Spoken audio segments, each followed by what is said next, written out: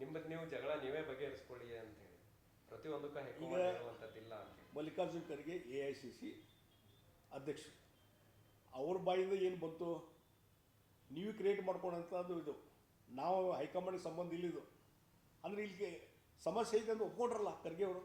ಇಲ್ಲಿ ಹೇಳ್ತಾರೆ DK ಶಿವಕುಮಾರ್ ಮತ್ತು ಸಿದ್ದರಾಮಯ್ಯ, ನಮ್ಮಲ್ಲಿ ಯಾವುದೂ ಸಮಸ್ಯೆ ಇಲ್ಲ, ನಮ್ಮಲ್ಲಿ ಯಾವುದೂ ಗೊಂದಲ ಇಲ್ಲ, ಬೆಳಗಿನ ಸಾಯಂಕಾಲ ಸ್ಟೇಟ್ಮೆಂಟ್ ಕೊಡ್ತಾರೆ. ನಾವಿರೋ ಅಣ್ತಂಬರಿಗಿದ್ದಾಗ ಅಂತ DK ಶಿವಕುಮಾರ್ ಹೇಳ್ತಾರೆ. ಮತ್ತು ಖರ್ಗೆ ಅವ್ರ ಸ್ಟೇಟ್ಮೆಂಟ್ ಯಾಕೆ ಕಾಂಟ್ರಡಿಕ್ಷನ್ ಆಯ್ತು?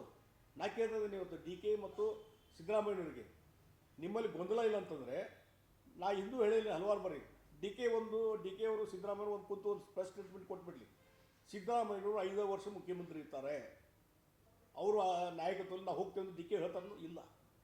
ಸಿದ್ದರಾಮಯ್ಯನವರು ಗಟ್ಟಿಯಾಗಿ ಮೊದಲು ಹೇಳ್ತಿದ್ರು, ಈಗ ಗಟ್ಟಿಯಾಗಿ ಹೇಳೋದಿಲ್ಲ ಅವರು, ಇಲ್ಲ ನಾನು ಈಗ ಮುಖ್ಯಮಂತ್ರಿ, ಮುಂದೆ ಹೈಕಮಾಂಡ್ ಹೇಳೋ ಮಟ್ಟ ನಾವು ಮುಖ್ಯಮಂತ್ರಿ, ಅಂದರೆ 5 ವರ್ಷ ಅಂತ ಹೋಯ್ತು ಅವ್ರ ಬಾಯಿಂದು.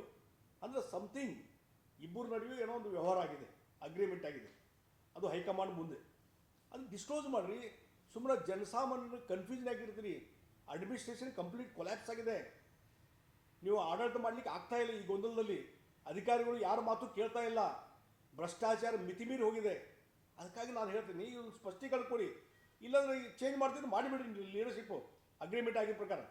ಅನ್ನೆಸರಿ ಜನರನ್ನು, ರಾಜ್ಯವನ್ನು ಕತ್ತಲೆಯಲ್ಲಿ ಇಡುವಂಥ ಕೆಲಸ ಇವ್ರು ಮಾಡ್ತಾ ಇದ್ದಾರೆ, ನಿಲ್ಲಿಸ್ಬೇಕಂತ ಹೇಳ್ತೀನಿ ನಾನು.